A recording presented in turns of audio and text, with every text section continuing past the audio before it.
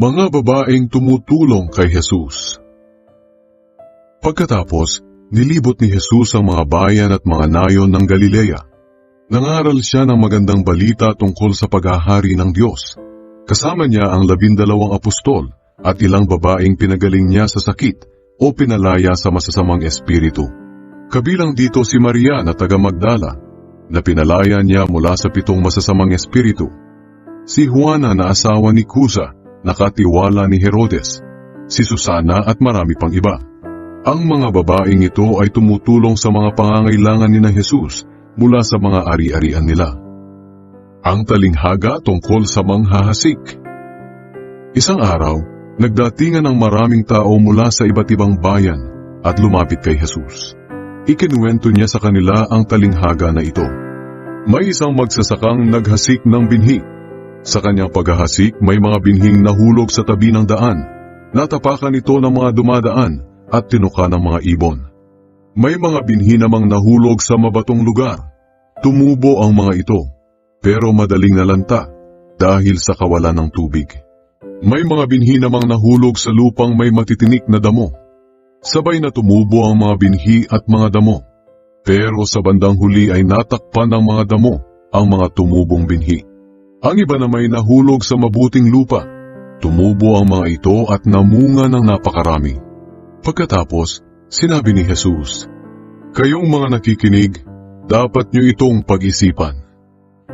Ang layunin ng mga talinghaga. Tinanong si Jesus ng mga tagasunod niya kung ano ang kahulugan ng talinghaga na iyon. Sumagot si Jesus, "Ipinagkaloob sa inyo na malaman ang mga lihim tungkol sa paghahari ng Diyos. Ngunit sa iba'y ipinapahayag ito sa pamamagitan ng talinghaga, upang tumingin man sila'y hindi makakita, at makinig man sila'y hindi makaunawa." Ang kahulugan ng talinghaga tungkol sa manghahasik. Isinalaysay ni Jesus kung ano ang kahulugan ng talinghaga na iyon. Ang binhi ay ang salita ng Diyos. Ang tabi ng daan kung saan nahulog ang ilang binhi ay ang mga taong nakinig ng salita ng Diyos. Ngunit dumating ang Diablo at kinuha iyon sa mga puso nila upang hindi sila sumampalataya at maligtas. Ang mabatong lugar kung saan nahulog ang ibang binhi ay ang mga taong nakinig ng salita ng Diyos at masaya itong tinanggap. Ngunit hindi taimtim sa puso nila ang pagtanggap, kaya hindi tumagal ang kanilang pananampalataya. Pagdating ng mga pagsubok ay agad silang tumatalikod sa kanilang pananampalataya. Ang lupang may matitinik na damo kung saan nahulog ang iba pang binhi ay ang mga taong nakinig ng salita ng Diyos. Ngunit sa katagalan, nadaig sila ng mga alalahanin sa buhay, kayamanan at kalayawan sa mundong ito. Kaya hindi sila lumago at hindi namunga. Ngunit ang mabuting lupang hinasikan ng binhi ay ang mga taong nakikinig sa salita ng Diyos at iniingatan ito sa kanilang malinis at tapat na puso, at pinagsisikapang sundin hanggang sa sila'y mamunga. Ang aral mula sa ilaw. Sinabi pa ni Jesus, "Walang taong nagsisindi ng ilaw at pagkatapos ay tatakpan ng palayok o ilalagay sa ilalim ng higaan. Sa halip, inilalagay ang ilaw sa patungan para magbigay liwanag sa lahat ng pumapasok sa bahay. Ganoon din naman, walang natatagong hindi mahahayag at walang lihim na hindi malalaman at mabubunyag.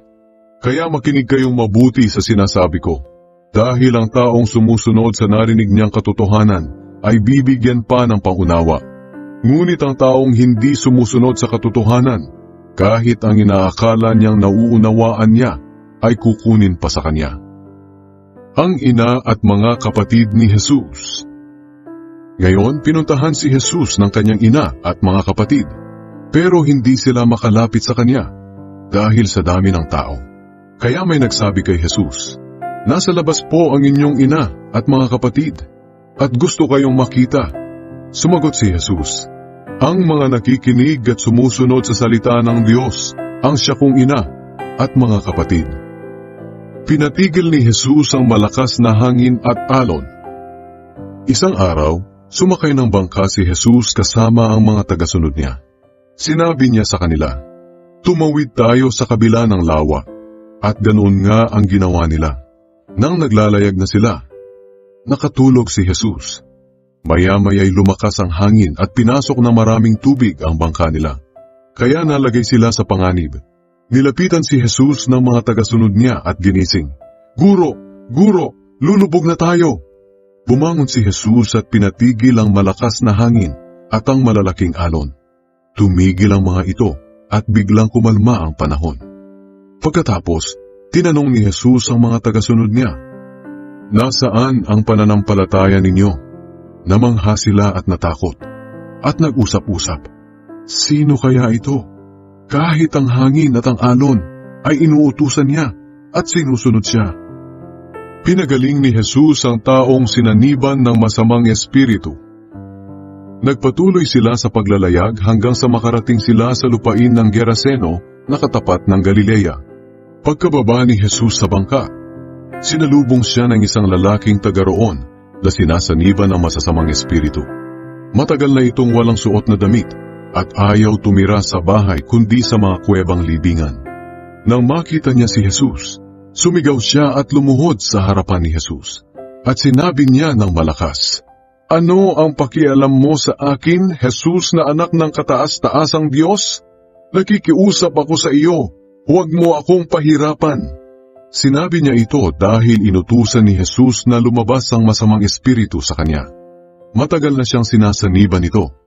At kahit tinatalian siya ng kadena sa kamay at paa at binabantayan, nilalagot niya ang kadena at pinapapunta siya ng demonyo sa ilang. Tinanong siya ni Jesus, ano ang pangalan mo? Sagot niya, Kawan, dahil maraming masamang espiritu ang pumasok sa kanya. Nagmakaawa ang masasamang espiritu kay Jesus na huwag silang papuntahin sa kailaliman at parusahan doon. Sa di kalayuan ay may malaking kawan ng mga baboy na nanginginain sa gilid ng burol. Nagmakaawa ang masasamang espiritu kay Jesus na payagan silang pumasok sa mga baboy at pinayagan naman sila ni Jesus. Kaya lumabas ang masasamang espiritu sa lalaki at pumasok sa mga baboy. Nagtakbuhan ang mga baboy pababa ng burol, nagtuloy-tuloy sa lawa at nalunod. Nang makita iyon ng mga tagapag-alaga ng mga baboy, tumakbo sila patungo sa bayan at sa mga karatig nayon at ipinamalita ang nangyari. Kaya pumunta roon ang mga tao para tingnan ang nangyari. Pagdating nila kay Jesus, nakita nila ang taong sinaniban dati ng masasamang espiritu na nakaupo sa paanan ni Jesus. Nakadamit at matinuna ang pag-iisip. At natakot ang mga tao. Ikinuwento sa kanila ng mga nakakita kung paano gumaling ang lalaking sinaniban ng masasamang espiritu. Nakiusap ang lahat ng Geraseno kay Jesus na umalis sa kanilang bayan dahil takot na takot sila. Kaya muling sumakay si Jesus sa bangka upang bumalik sa pinanggalingan niya. Nakiusap sa kanya ang lalaking gumaling na isama siya, pero hindi pumayag si Jesus. Sinabi niya, umuwi ka na sa inyo at sabihin mo sa kanila ang ginawa sa iyo ng Diyos. Umuwi nga ang lalaki at ipinamalita sa buong bayan ang ginawa sa kanya ni Jesus. Ang anak ni Jairus at ang babaeng dinudugo. Pagdating ni Jesus sa kabila ng lawa, masaya siyang tinanggap ng mga tao dahil hinihintay siya ng lahat.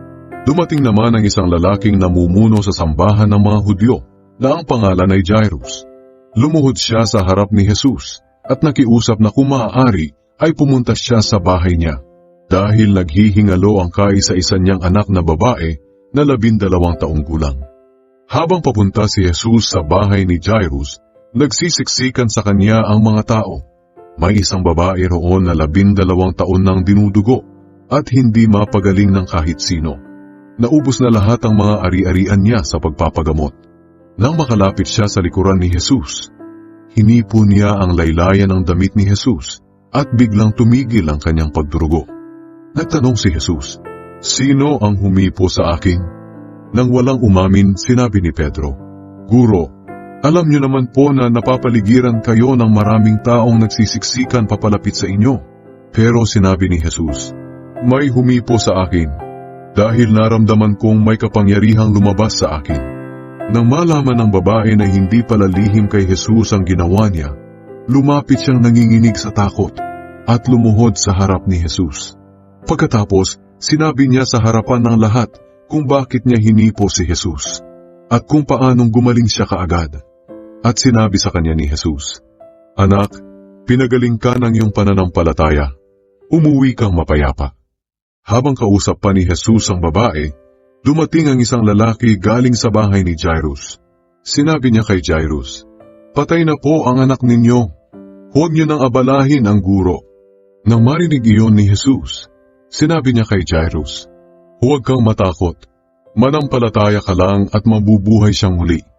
Pagdating nila sa bahay, wala siyang pinayagang sumama sa loob, maliban kina Pedro, Santiago at Juan, at ang mga magulang ng bata. Nag-iiyakan ang mga taong naroroon, kaya sinabi ni Jesus sa kanila, "Huwag kayong umiyak. Hindi patay ang bata kundi natutulog lang." Pinagtawanan nila si Jesus dahil alam nilang patay na ang bata. Pero hinawakan ni Jesus ang kamay ng bata at sinabi sa kanya, "Nene, bumangon ka." At noon din ay bumalik ang kanyang espiritu at bumangon siya agad. At iniutos ni Jesus na pakainin ang bata. Labis na namangha ang mga magulang ng bata.